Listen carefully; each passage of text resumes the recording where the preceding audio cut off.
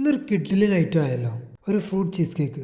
Base layer of crunchiness, middle layer of creamy softness and the final layer of fruity freshness. ഒരു ബൗളിലേക്ക് ഏതെങ്കിലും plain flavour ആയിട്ടുള്ള biscuit എടുത്ത് നന്നായിട്ട് പൊടിച്ച് കുറച്ച് മെൽറ്റഡ് ബട്ടറും ചേർത്ത് മിക്സ് ചെയ്ത് മാറ്റി വയ്ക്കുക. ഇതൊരു കേക്ക് മോൾഡിലേക്ക് സ്പ്രെഡ് ചെയ്ത് നന്നായിട്ട് സെറ്റ് ആവാനായിട്ട് അരമണിക്കൂറോളം ഫ്രിഡ്ജിലെടുത്ത് വയ്ക്കാം. വേറൊരു ബൗളിലേക്ക് വിപ്പിംഗ് ക്രീം ഒഴിച്ച് നന്നായിട്ട് സോഫ്റ്റ് ആവുന്നവരെ ബ്ലെൻഡ് ചെയ്ത് മാറ്റി വയ്ക്കാം. ഇനി മറ്റൊരു ബൗളിലേക്ക് cream cheese, powdered sugar, vanilla essence ചേർത്ത് അത് നന്നായി ബ്ലെൻഡ് ചെയ്ത് മാറ്റി വയ്ക്കാം. ഒരു പാനിലേക്ക് കുറച്ച് വെള്ളം ഒഴിച്ച് കുറച്ച് അഗർ പൗഡറും ചേർത്ത് അഗർ നന്നായിട്ട് ഡിസോൾവ് ആവുന്നവരെ തിളപ്പിച്ചെടുക്കാം. ഇനി വിപ്പ് ചെയ്ത് വെച്ച് ക്രീമിലേക്ക് വിപ്പ് ചെയ്ത് മാറ്റി വെച്ച് ചീസ് മിക്സും അതേപോലെ തന്നെ തിളപ്പിച്ച് വെച്ച അഗറും ചേർത്ത് നന്നായി മിക്സ് ചെയ്തെടുക്കുക. ഈ തയ്യാറാക്കിയ ക്രീം നേരത്തെ നമ്മൾ സെറ്റ് ചെയ്ത് വെച്ച ബിസ്ക്കറ്റിന്റെ മേളിലേക്ക് അടുത്ത ലെയറായിട്ട് സ്പ്രെഡ് ചെയ്ത് കൊടുക്കുക.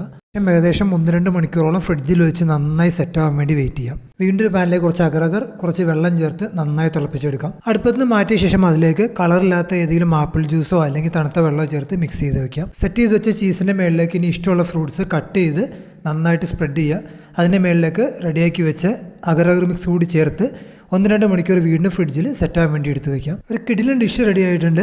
ഇനി ഇത് കട്ട് ചെയ്ത് സെർവ് ചെയ്യാനായിട്ട് പ്ലേറ്റിലേക്ക് മാറ്റാം. ഇതുപോലുള്ള റെസിപ്പികൾ നിങ്ങൾക്ക് ഇഷ്ടമാണെങ്കിൽ ചാനൽ ഇപ്പോൾ തന്നെ ഫോളോ ചെയ്യുക.